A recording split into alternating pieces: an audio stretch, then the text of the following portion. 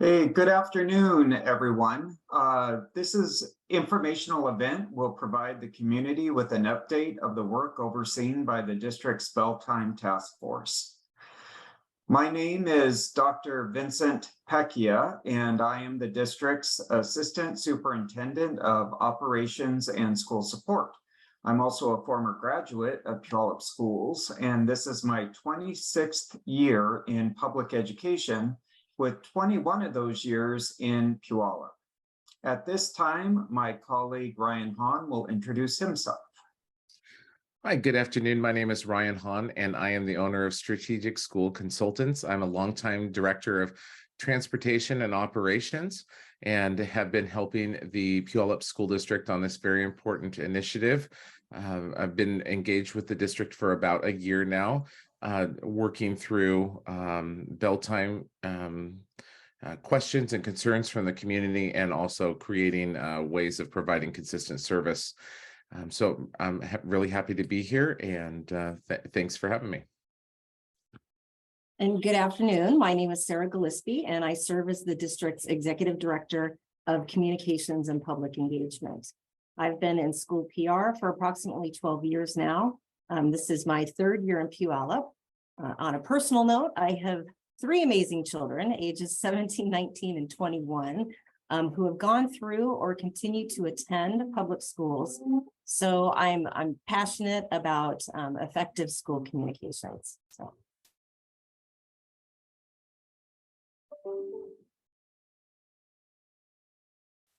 So this informational is formatted as a Zoom webinar with a private chat feature enabled for moderators only.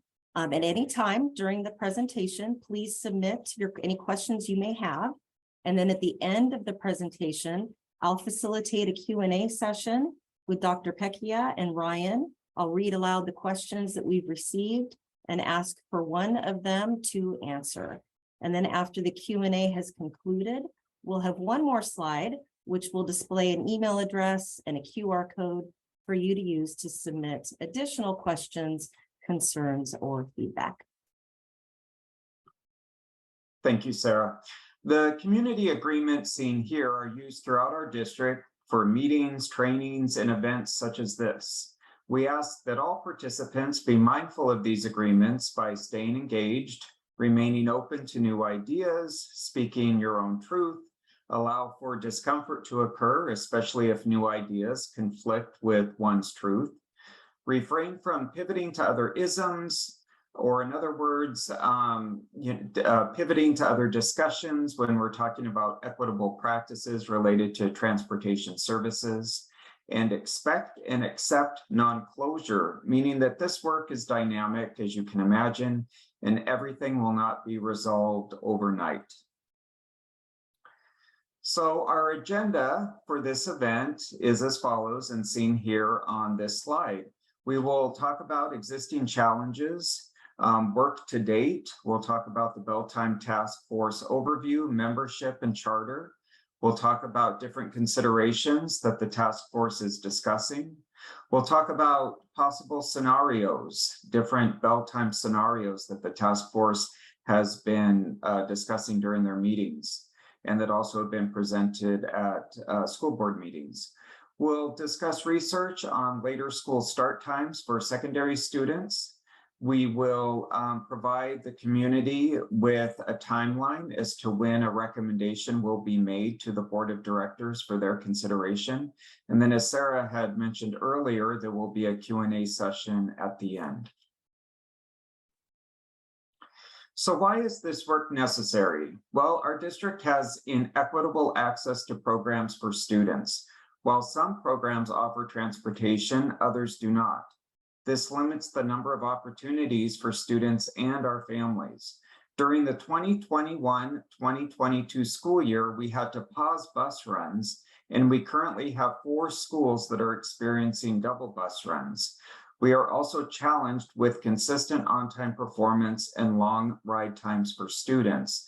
And we also know that this year we are experiencing canceled runs. Those are canceled runs that happen for one singular day, or they could be canceled runs that happen over a period of days. within our district. So in alignment with one of the superintendent's goals, review of bell, schedule, and transportation efficiencies via a task force, the Bell Time Task Force Charter outlines the following deliverables.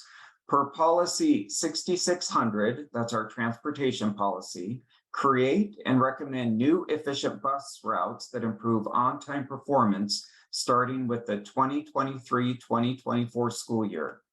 Incorporate recent Safety Advisory Committee recommendations for safe walking routes. Assess future needs or facility master planning to ensure students have equitable access to programs, and present to stakeholder groups, district staff, and or the board of directors as needed. One of those, an example of that is what's happening this afternoon with this community informational event. So the task force membership is seen here, and of course it includes myself, it includes Ryan Hahn, our consultant, staff, students, and parents, and Sarah also serves on that task force.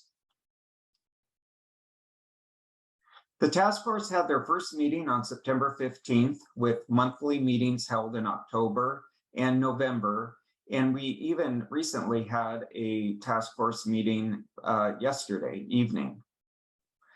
Stakeholder engagement is happening now via community events and surveys. The first of our surveys was pushed out a week ago. A recommendation of a bell time change to the board of directors is scheduled for April, with possible implementation in fall 2023 if the board of directors approves a recommendation from the task force on a bell schedule change. So the following activities have occurred during the task force meeting to date. And here is a picture, an example of the work of some of our task force members engaged in the work.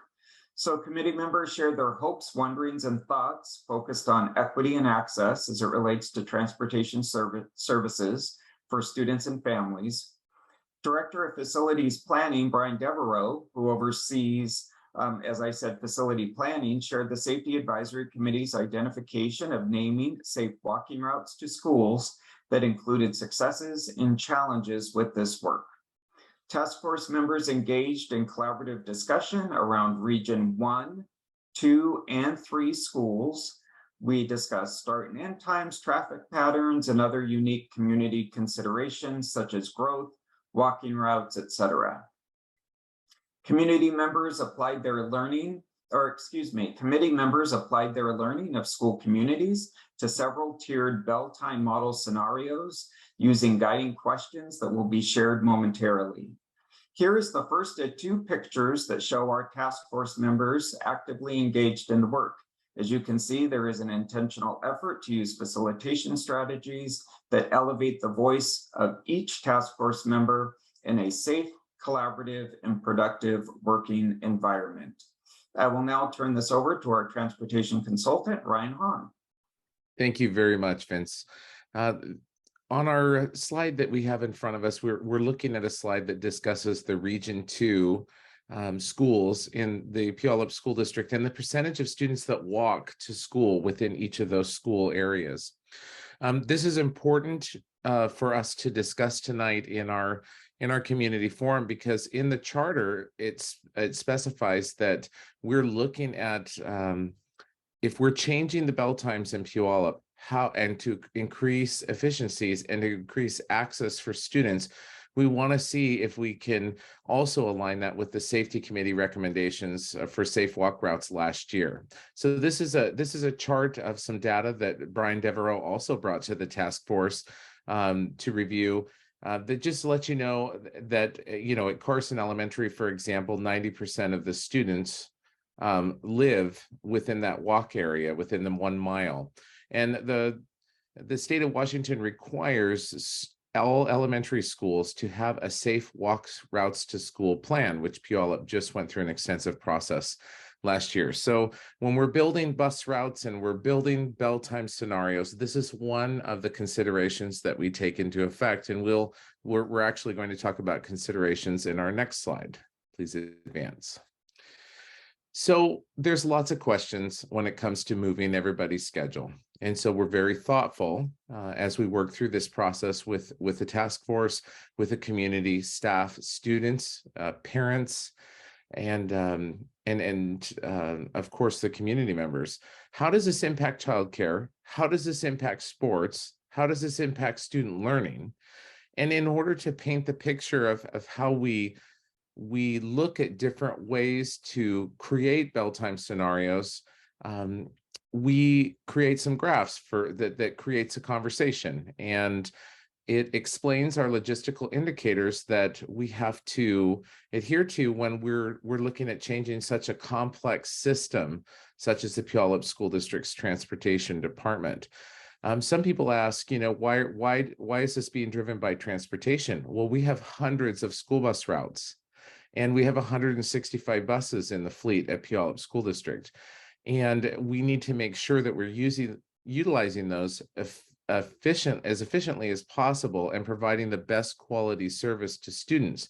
So when a department is responsible for transporting approximately 15,000 of the enrolled students daily to school and to home, that's when transportation starts becoming a part of the equation when you talk about bell times. Please advance. So some of the logistical indicators that we study to help make decisions about how many buses can run at a time is we study fleet utilization. And currently, when this data was used about a year ago, we pulled this data for a study. 81 junior high buses were needed during the junior high time, 55 for high school, 144 for elementary, and those are not all used at the same time because currently there's different bell times for elementary schools. We assess the average time of a run, the fleet assets that we have available, and then we also look at the bus routes. So a route is a complete AM and PM section, and then there's a run inside of a route, and the run is the actual school that it services. So a school bus could have a junior high run, and then a high school run, and then an elementary run, all inside its morning route. So that we want to explain that because that's what we call tiers. Each one of those level of schools, like junior high, high school, elementary, are different tiers, and that's how we reutilize the bus assets to gain efficiencies and to also ensure that all of the students can get to where they need to go with the least amount of buses. We look at the student experience. What are people saying about their quality of ride on a Puyallup School District bus? And overall, it's fairly positive. We know that, but we also know that we're not running on time everywhere with the current model. And we also know that the current model is inefficient in many ways. One of the ways that we are addressing that is through looking through an equity lens at access. Do all students access, do they have access to a school bus? And the answer to that is some do, some don't, depending on the programs that are currently supported for transportation services. And some of that is related to bell time constraints. There just aren't enough buses that can be used at any given time to operate for different educational programs that right now parents are responsible for transporting. Next slide. This is the second picture that Dr. Pecchia referred to. This is our task force actually looking at the bell time scenarios that we're going to review with you. And we're getting feedback from them. Each meeting that we have and every month, it revolves around a particular region, and they have homework. Task force members are to go out in the community and learn everything they can about the 3 regions that the Puyallup School District's feeder schools are split up into. They bring back their local knowledge and share that with the group. And we're looking at all sorts of different concerns that they bring up, whether it's traffic impacts, pickup and drop off impacts at school buildings, safe walk routes to school, which we already talked about, and anything that is known on a local level that maybe it just wouldn't get brought up unless there was an extra set of eyes on it. Please advance. This is the current bell schedule model for the Puyallup School District. Junior high starts in the morning. Those are the green bars, and the color of these bars are significant because they will remain consistent in the subsequent models that we will show you. Junior high is always green, and junior high starts first in the morning in the current Bell model. The green smaller bars to the left and the right of the larger bar indicates the average run time for a junior high school student in the Puyallup School District, and that is 41 minutes. So there are runs that are longer than that, and there are runs that are shorter than that. The red thin bars indicate the time that the students are dropped off before the bell, and they are picked up after the end of the school day. High school is yellow, indicated by yellow with the same criteria I just shared. And then you have elementary school, which has several different start times, all the way down to 9:15 a.m. and 3:36 drop off. So we're looking at it, our earliest school at 7:20 a.m. and our last school at 3:36 p.m. currently. Next slide. So just a reminder, scenarios are designed to engage conversations and explain logistical indicators. The times are not representative of actual bell times, but I'm going to explain why it's so important that we go through these different scenarios. So any number of the schools could start and end at a different time, any level of school, whether that's junior high, high school, or elementary. And we know with our fleet utilization numbers that I shared with you moments ago, that we can't use all the buses at the same time. So it's important as we look through these scenarios, you will see that very neatly on the left-hand side, the smaller bars before the red drop-off bars, you see that certain things they interfere with each other. So we know that we have 82 or 81 buses running at junior high school in the morning. And in this particular model, it would start at 7:30. And then in this particular model, some of the elementary schools, not many, would start also at 7:30. Then the fleet would transition to high school at 8:15, would be a common start time. And then also at that time, another group of elementary schools would start their time at 8:15 and at 2:36. And then at the next tier of elementary schools would actually be the largest group of elementary schools that currently there's about 15 schools that start the latest in the district under the current model. That would be a large group again at the very end, because you'll notice that those bars, the blue bar before the 9 o'clock and after the 3:21 drop off, really don't interfere with anything else. So we have the whole fleet available to make sure that we can get all of those students to and from school. And just a reminder, 144 buses are needed to transport students during elementary school time. So this maintains junior high first in the morning, but does add an elementary tier early in the morning with some junior high students. High school starts at 8:15, and then the other elementary schools are 8:15 and 9 o'clock. Next slide, please. Please advance. Scenario 2, you will notice that the totality of the day is different. So your first school starts at 7:30 in the morning, and your last school releases, or it starts at 9:30 a.m. and releases at 3:51 p.m. So greater efficiencies are gained by this model because you will see that the bars rarely interfere with each other when they're picking up and dropping off the different grade levels or the different age levels of the students. So to give you an example, all junior high school students go to school first in the morning, and then all the buses are done doing junior high school runs. They've completed them. They transition to they finish junior high, then they transition to high school. Then they transition to elementary, the first big group, and then another large group of elementary schools. So greater efficiencies can be found in this particular model because more buses are available at each tier. So one of the issues that we have right now that makes us think about this model is that we have long ride times for some students, and buses are full or overloaded, in which we have to make changes on a daily basis for safety reasons to make sure that buses are within their normal and allowable capacity rates. So this would allow possibly more buses to be used that we currently have on the road, not extra buses, but more buses to lower student load, student loads, and possibly lower student ride times. They could be shorter runs within the routes. Go ahead and advance to the next slide. Scenario 3 is really has to do with the Later School Start initiative and the science that supports that a later school start for secondary age students, junior high school and high school students does improve academic success.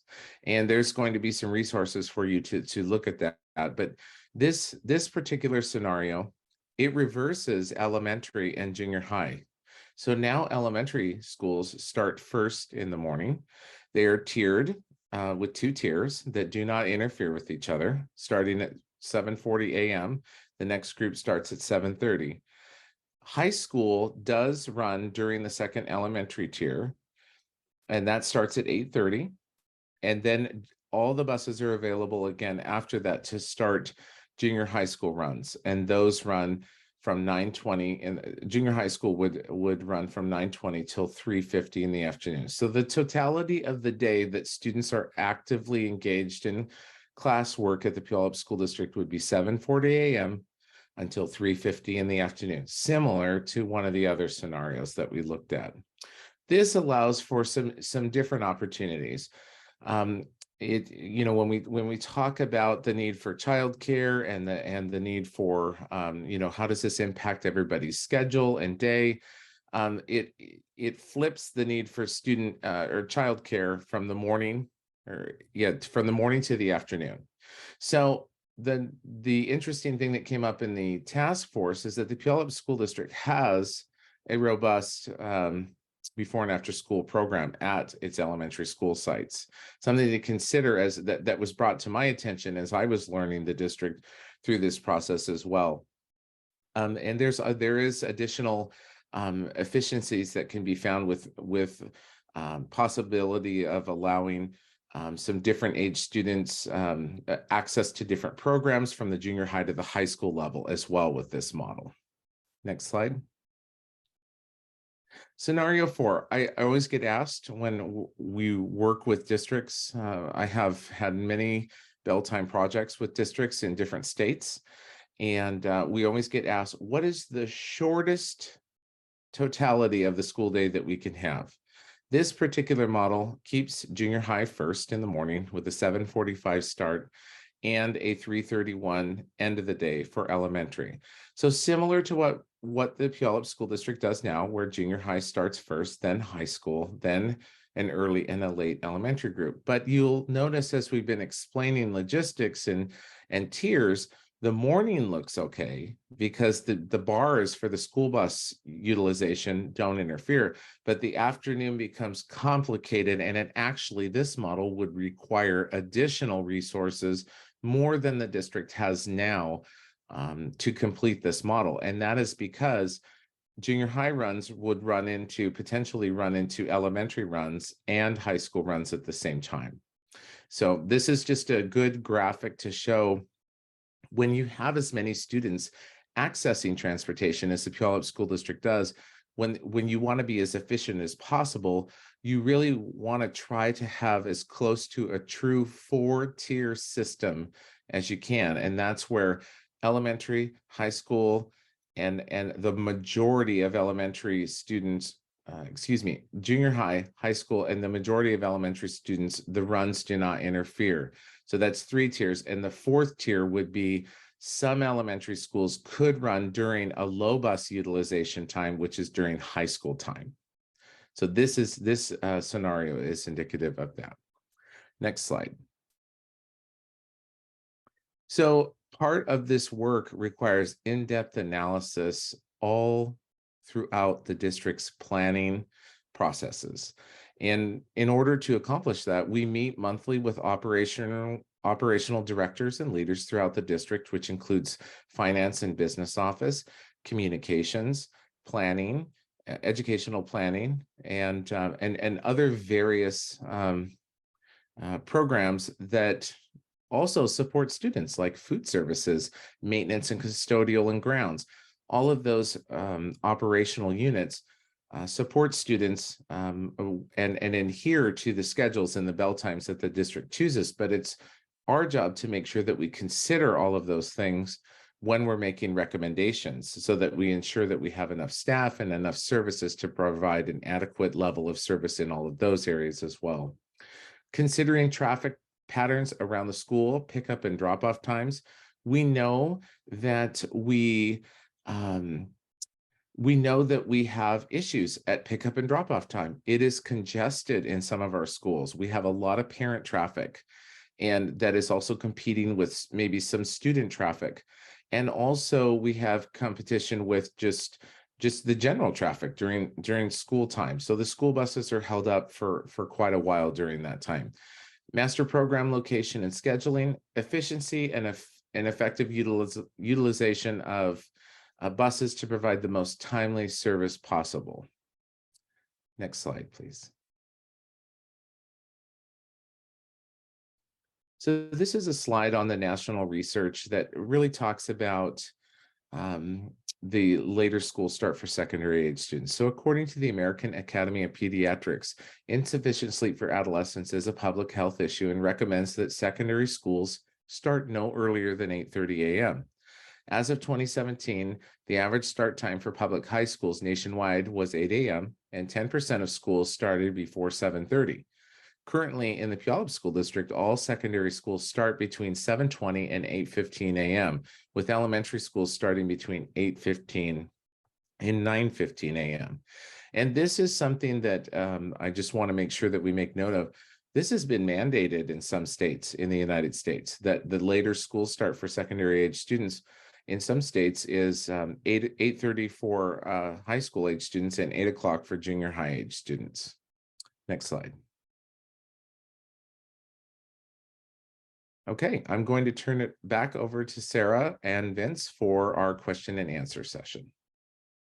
Thanks, Ryan. So now is the time for us to begin answering some questions that we're receiving in the chat. We've only gotten a few come through.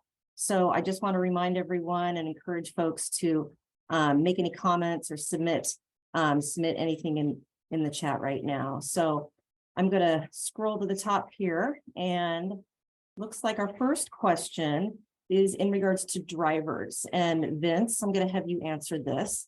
One of our attendees is asking, do all plans support the same amount of bus drivers that are currently in place now? Or does each plan involve having to hire more? The answer, yeah, the short answer to that is the plans, we will have the same number of bus drivers or a need for more. Right now, as we know that there is a national bus driver shortage, certainly Puyallup School District is not immune to that. And so we will definitely still be in the mode of hiring bus drivers and retaining bus drivers that we currently have. Great, thank you, Vince. Okay, this next question, Ryan, I know you just turned off your video. I'm going to lob this one to you. So this attendee is saying, for option 3, early elementary and late junior high, have you looked at how that will affect the 9th graders playing sports at the high schools? So the short answer is yes, that has been considered in the task force. Lots of people who serve on the task force have brought that up. And so we just had an operational directors meeting this week where we also discussed that information, and we will be gathering more information on how we would be able to ensure that students could access those programs utilizing the school bus to get back and forth to campuses. Athletics is just one of the considerations for that particular model. There's also classes that junior high school students take at the high school level. So both of those concerns are being considered. And thank you very much for the question.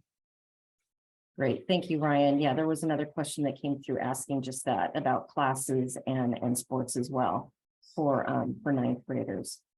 Okay, let's see. So this question is, Vince, I'm going to have you answer this one. This one is in regards to this attendee references, makes a voting reference to the scenarios being considered. So this attendee is saying, would the elementary school regions be voted on at the same time as the bell schedule is made? It's hard to have an opinion not knowing which elementary number we fall under. Maybe Vince, you can speak to our next engagement survey with community. Yeah, so the next engagement survey will provide more clarity on what the recommendation to the board of directors will look like. And it will provide an opportunity for the community to respond, knowing more information about what those recommendations look like.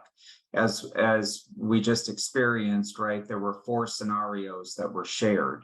The task force will narrow down, right, which of those scenarios move forward to the board of directors for their consideration. And certainly that information will be shared in the next survey that goes out to the community.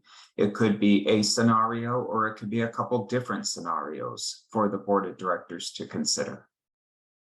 Great. Okay. Thank you, Vince. Yes, some folks are just choosing to comment as well. So thank you for that. We had another attendee commenting on ninth graders and option 3 and how it would be difficult for them to attend high school classes.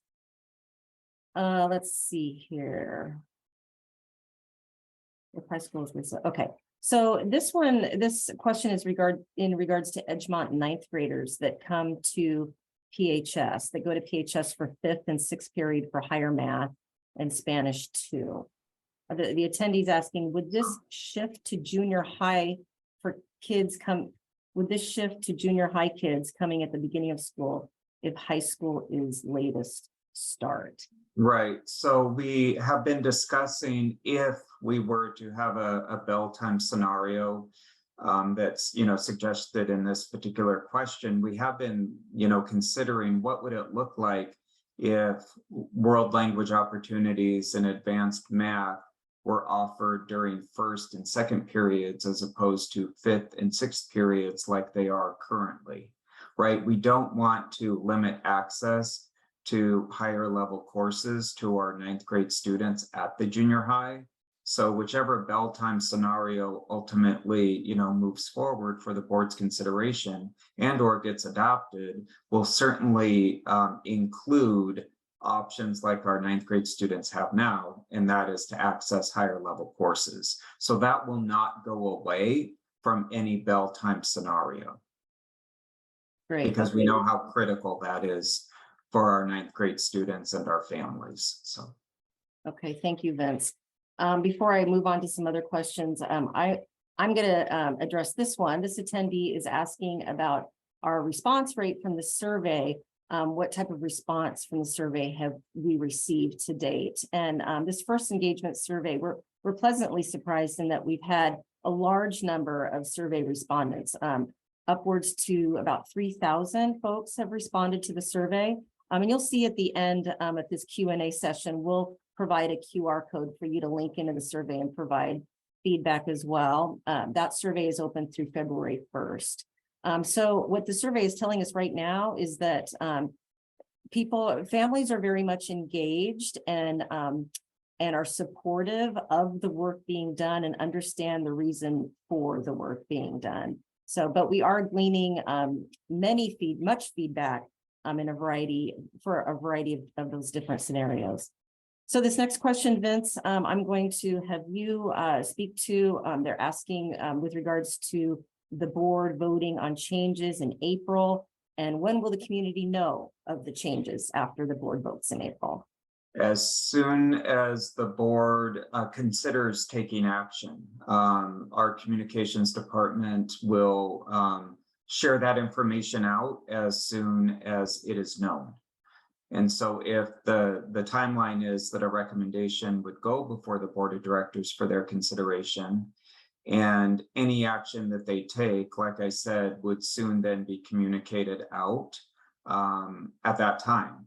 And as we had shared earlier in this presentation, any implementation to the bell times, of course, would start in the fall of 2023, but the community would be well informed prior to September of 2023. And like I said, it soon shortly be after, you know, that April board meeting, or ultimately whatever board meeting it is in the spring, where that recommendation is considered in action is taken one way or the other. Thank you, Vince. This next question, Ryan, I'm going to have you answer this because this speaks to maybe some of the models and the scenarios that are being considered. This attendee is asking, will early and late start elementary schools stay as they are now, or can they be flipped to have current late starts be the earlier start times and the current earlier starts be the later start time? So if you can speak to kind of everything that's being considered. Sure, that's actually a great question. And that's a lot of the work that we're doing in the month of February. We're looking at all of the schools that host programs where the district buses students from one attendance area to another in a hub format. So that's like Quest and Page programs. And then there's also other considerations being made to learn if in the new bell time scenario models, if any other programs that the district provides could fit within that new model. So we will be running different scenarios based upon staffing needs in the district for building staff, and also the logistics of trying to get students to those hub schools in the morning and afternoon. It has been discussed that possibly some of those hub schools would start first if elementary was first, because there wouldn't be anything before them, meaning the school buses could traverse. Many of them could traverse through the community and pick up at hub stops and then take them to schools. We just don't have a finite number on how effective and efficient that is at this time, but I do want you to know that we are studying that in depth. Great, thank you, Ryan. This next question, I'll take this real quick. This attendee is saying or asking, when should we look for the next survey, the next round of surveys? And we are anticipating to shoot out our second engagement survey in March. And that will be a little bit more specific, providing specific scenarios and bell time examples to weigh in on. Okay, I'm scrolling down here. This attendee is saying, Vince, I'm gonna have you address this one. This attendee says, I am assuming that each of the scenarios is feasible with our current levels of transportation funding, meaning equipment, drivers, and support staff. Are they all feasible? And if any of them are not feasible, then why are they being included? Yeah, I'll have Ryan also jump in on this one. The short answer is that they're all feasible. They all just come with different, challenges and considerations. So I mean that's the short answer. And they're all also meant to spark discussion, right? Ultimately, right, the task force will bring forward a recommendation that makes most sense for the Puyallup School District, meaning that the scenarios that are shared are conceptual in nature and may be tweaked in order to meet the needs of Puyallup. Ryan, did you want to add on? I completely agree with what you said. And in addition, we were asked to study number 4. Because when we started this process, there was feedback at the very beginning that people wanted to know what the feasibility was with the most condensed school day for all students at Puyallup School District. And that last model number 4 that we discussed, we have not gone into detail on how we could build the runs and see how effective or efficient that we could be. But first indicators, we do know that there are challenges there to provide the same level of service that we do now. That we would that particular model would likely increase the number of fleet assets. However, there's too many other factors that we don't know, like where some of the programs will be housed, which schools those are in, and then how the other bell times in totality will fall. Like I said, these are models to kind of spur conversation, but it's a good question. Because I think it was asked to be considered, so you know that, and so we are considering it with the others. Thank you, Ryan. Okay, so this next question, I really appreciate it coming through because it is a topic that our internal team have been talking through as well. So I'm going to have Vince, maybe you address it first, and Ryan tack on here as you see fit. So the attendee notes, I have a student in the latest elementary time slot currently. They get released at 3:36 and don't arrive home until 4 or 4:05. With how dark it is in the winter, my concern is buses dropping off elementary kids even later. Scenario 2, this individual believes. So Vince, do you want to begin to address that? Yeah, no, certainly, the daylight hours are a concern, and it's something that we have been discussing, and actually most recently at the last Bell Time Task Force meeting, which was actually held Tuesday evening. We looked at daylight studies of our region, and when our students are walking in the dark or at dusk or even in daylight to their bus stop, and also, what do the daylight hours look like for our students when they're walking home? And, we, of course, live in the Pacific Northwest, and we know that the amount of daylight that we have, especially in the winter months, is limited. And so we have been discussing that. It certainly is part of the consideration that we are, of course, having conversation about. What I will say, and what was actually surprising to me, is that, and this particular person is correct, I can't remember, having go back and look at it too, but our students are walking in the dark right now, whether it's in the morning or in the afternoon. And so I just want us to be mindful of that. Will it increase with any bell schedule change? It might, but will it be so significant, to what our students are experiencing right now? The likelihood is no, because like I said, our students are currently walking in the dark or even at dusk because of just the geographical location that we live. So anyway, Ryan, did you want to add on at all? No, I think that covers it. Thank you. Okay, thank you, Vince. Excuse me. This next question is in regards to our hiring market right now. So the attendee, Vince, I'm going to have you answer this one. The attendee is asking, would hiring more bus drivers be harder than making these changes, or do we not have enough buses to do that? I don't foresee that the national bus driver shortage is going to improve anytime soon. It's always hard, and it has been hard, pre-pandemic and post-pandemic to hire bus drivers. So I don't see that would be any more challenging with a bell schedule change. We are doing everything that we can, of course, to hire drivers. So if anyone in this space this evening is interested in being a bus driver, please reach out because we need you.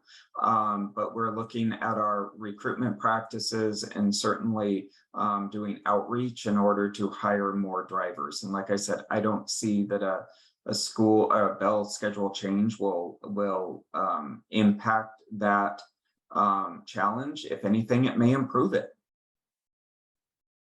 Great, thank you, Vince. This next question, Vince, I'm going to have you address it too, because it's in regards to our Quest program.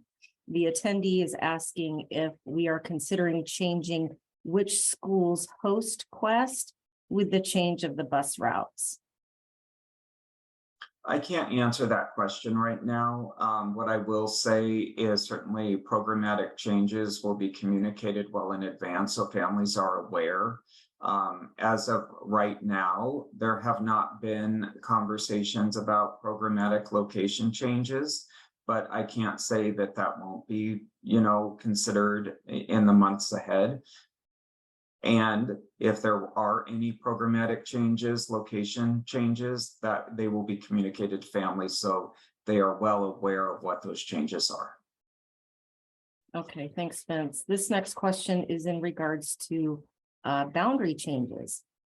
So the attendee is wondering, I'm curious if the boundaries for schools are part of the discussions, as that can impact our schedules of bus routes, student enrollment numbers, et cetera. So Vince, do you want to answer that?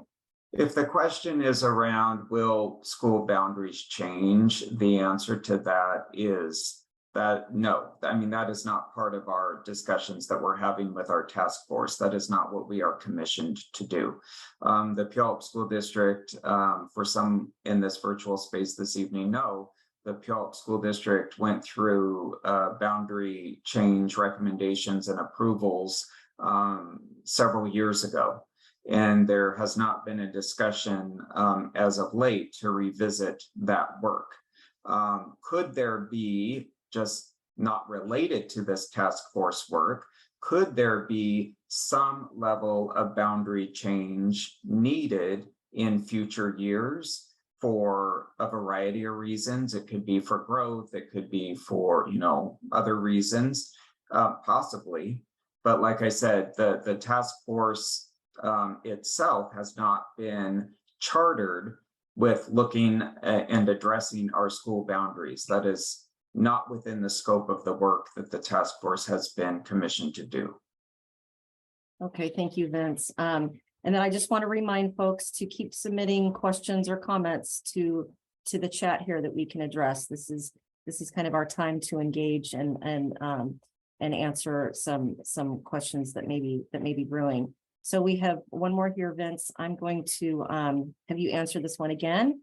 It's in regards to creative solutions for bus drivers. So this attendee is asking, have we looked at training other staff members in buildings to have as an emergency in a bus driver shortage?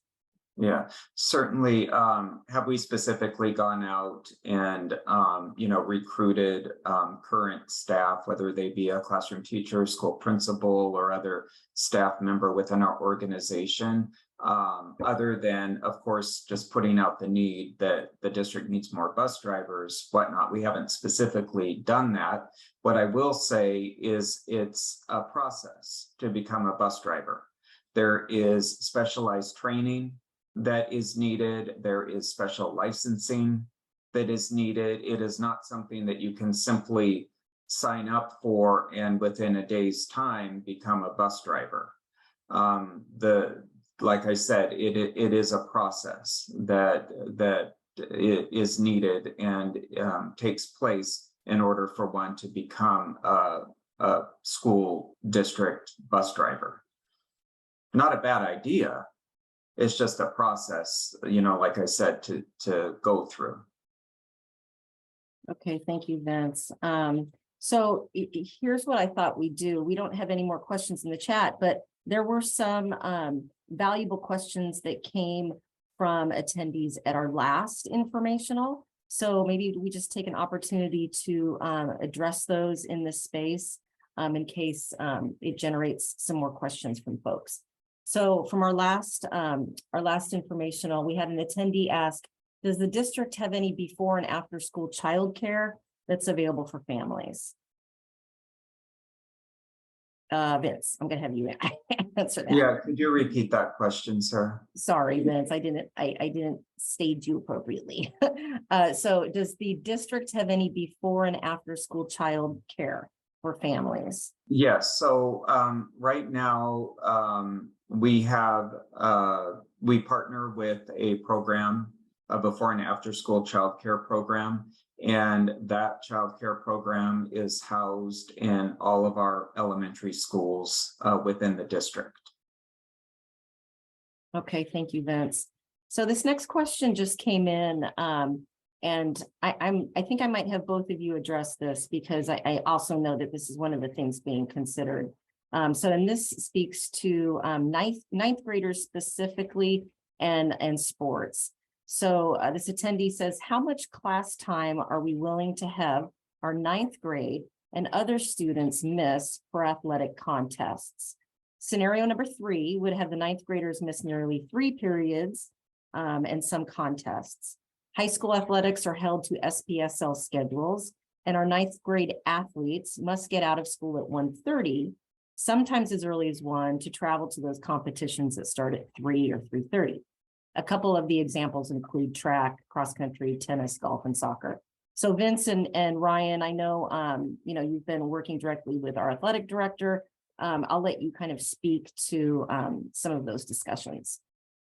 Yeah, what I will say to that is, yes, that has been something that is an ongoing discussion, both in the task force and outside of the task force. We know that that is a concern of our coaches and certainly our athletic director and just students and families as well. And I will also say that our students are currently missing class time, right, to attend events that are scheduled at, X time.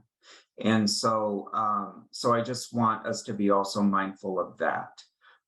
This, as we know, would certainly warrant a much larger discussion if there was any impact to the students' day, meaning, whether or not they would have to get out earlier than they currently do to attend a sporting event or whatnot.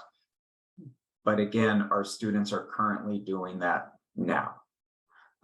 With that, I will turn it over to Ryan. Yeah, Vince, you are correct. And when schools have moved to a later school start for secondary age students, there is definitely a look at aligning schedules within the league to accommodate for that. So those shifts occur after there's collaboration and people figure out what each other's bell times are. Puyallup is not alone in this research and is not alone in the consideration of moving bell times later for secondary age students. And I just want to make sure that people know that this is something that's happening all over the nation and has been implemented in several states. So back to Vince's point, students are released early now.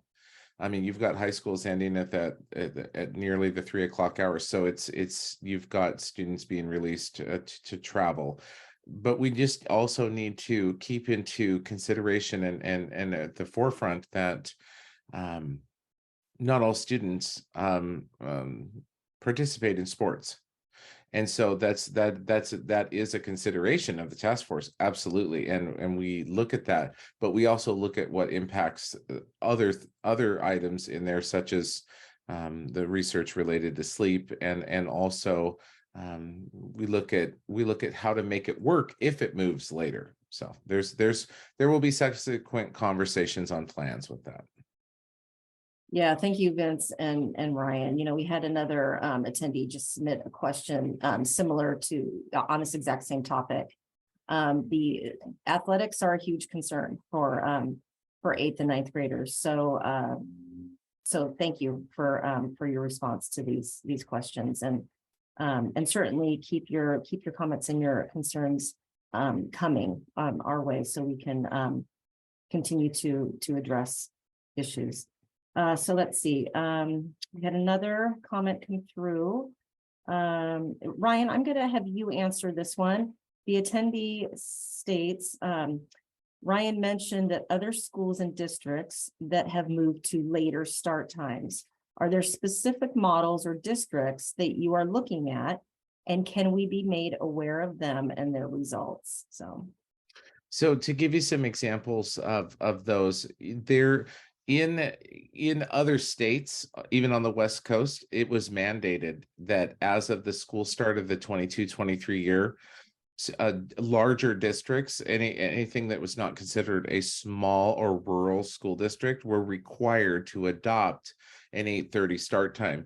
So some of the scenarios that we are using in here specifically related to that are some that were considered in those districts. I would encourage people to look up some of the, if that was a concern or consideration.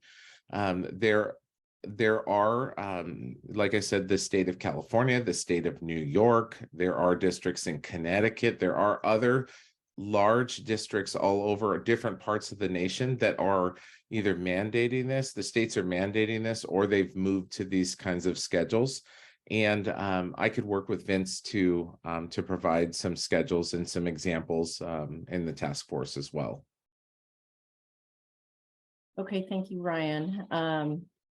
So I'm going to, so one of the questions that came out from our previous informational was in regards to the walkability slide that you spoke to, Ryan. So I'll have you comment on this question. So this particular attendee was questioning Northwood Elementary in particular, but asked, I'm wondering if schools who have increased walkability may be being considered for reduced bus services. So there's a comprehensive study that the district did, and to be honest with you, I would have to look at every single one of the schools in particular to look at that. I do know that the emphasis of what we were looking at are schools that we were looking at creating service for and how that would impact. So I have not run any models yet on taking away service. I was only running models on what it would look like to add service in areas that there was a need for that. So we haven't gotten that far in the process. And I would have to work with Brian Devereaux and his team and Vince on that question. It's actually a great question, but just to let you know, at this time, I've not looked into reducing necessarily. Okay, thank you, Ryan. Let's see here. So we had a question come through with regards to morning resources for junior high students. I'm going to have you answer this one, Vince. So this attendee is saying, under scenario 3, is there a possibility for additional earlier morning resources to help junior high students get to school? A 9:20 start time would definitely affect families that drop off students on their way to work.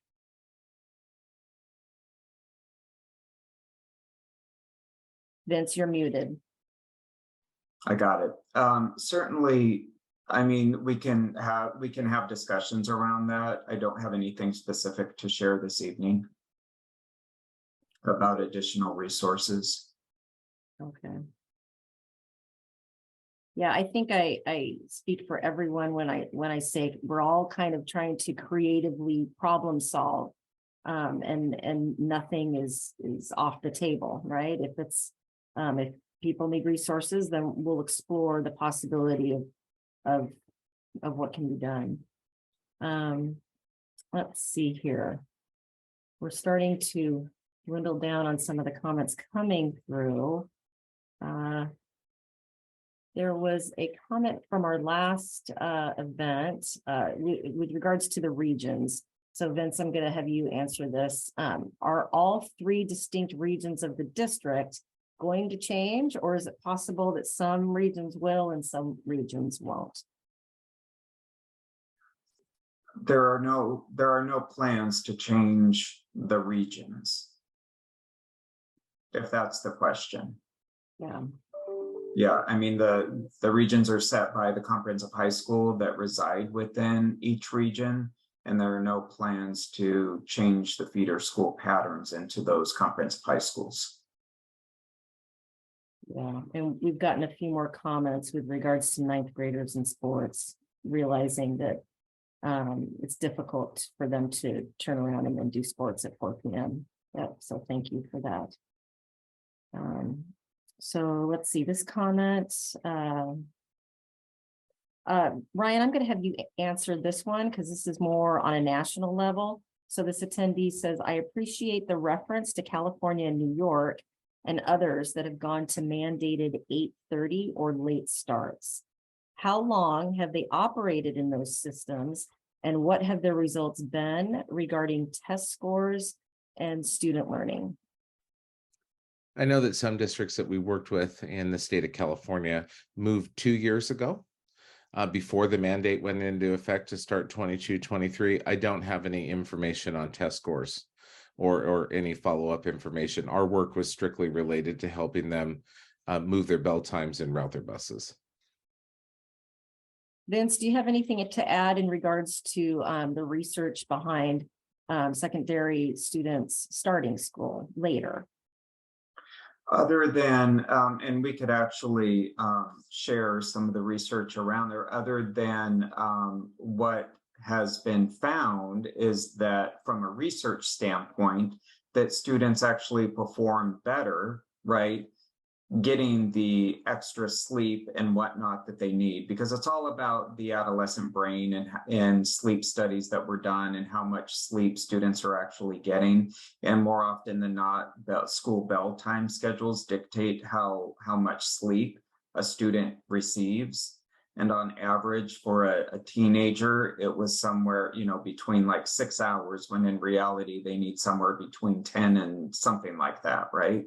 And so if you think about that, right, if we just strictly look at the research and how much sleep students are actually getting, if research suggests that adolescent students need up to 10 hours of sleep, 9 to 10 hours of sleep, and in reality, they're getting 6 hours of sleep, then we can draw a correlation that they're coming to school tired and not, able to learn at their best and at their full capacity.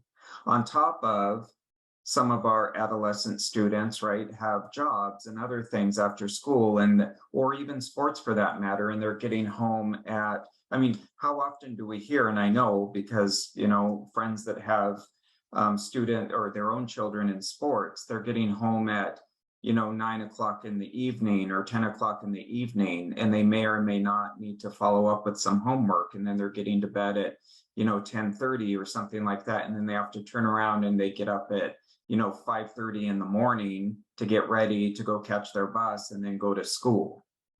And so we find ourselves with our students in this pattern of just being sleep deprived and not coming to school ready to learn because they're not getting enough sleep, like the research suggests. And so that's all I'll say about that. Just Okay. Thank you, Vince. So we've reached our hour mark. So at this time, we're going to move on to concluding the event for tonight. And I want to provide a few reminders on our next, on our conclusion slide here.